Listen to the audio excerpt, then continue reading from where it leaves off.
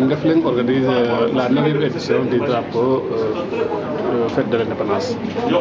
Cette année, le drapeau sera parrainé par M. MSN, directeur général de Sénégal. Il faut dire que ce drapeau, pourquoi on l'organise, c'est parce que on veut participer à l'effort d'animation du 4 avril. Le 4 avril représente une fête pendant laquelle tout le monde doit se sentir pour ne pas se répéter. C'est pourquoi l'UNICEF a initié d'organiser chaque 4 avril un drapeau et chercher une personnalité pour la parrainer. Mais cette année, compte tenu du calendrier, on avait des difficultés pour organiser le 4 avril. Et compte tenu du combat TNT, du tournoi TNT, on ne pouvait pas prendre le risque d'organiser le 4 avril.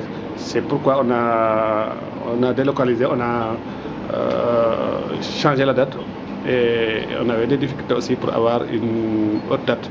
C'est pourquoi on a choisi le vendredi 7 avril pour organiser le dit tournoi.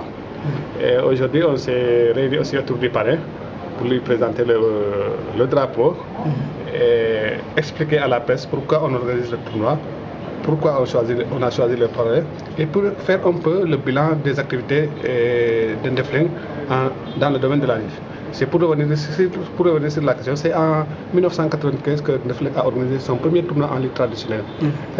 À cette date, c'est Yahya Diop Yekini qui avait remporté le tournoi. Et par la suite, il est devenu roi des arènes.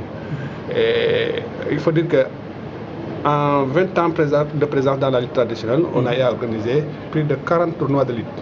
Et dans ces 40 tournois de lutte, on a injecté dans le secteur plus de 400 millions. Et c'était ça. On a eu à promouvoir des lutteurs. Beaucoup de jeunes lutteurs ont été révélés au grand public à travers les tournois de Ndefleng. Outre Yekini, on peut citer par exemple des lutteurs comme Alioune Faye Pakala, Augustin Mbaye Sène, Gorgui Senghor, Louis Thior, Usine Dole. Tout ça, ce sont des jeunes lutteurs qui ont été révélés au grand public à travers les tournois de Ndefleng. Et vous savez aussi, la lutte traditionnelle, c'est le sport, c'est la culture.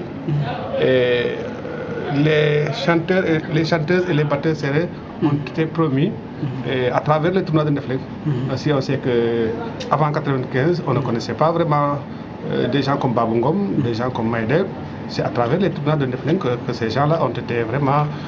on a fait leur promotion et maintenant, ils sont connus de tous. Et même les lutteurs Diola ou Peul dansent maintenant le rythme de Babou Ngom. Donc c'était ça, au départ c'était ça l'objectif de Ndefleng. Et si on allait faire le bilan, on peut dire que vraiment ça a été la réussite. Et le président de la commission communication en a largement parlé. S'il fallait donner une note, on peut dire que la mission a été vraiment réussie. Peut-être qu'il y aura d'autres challenges que nous allons entamer ensemble. Merci.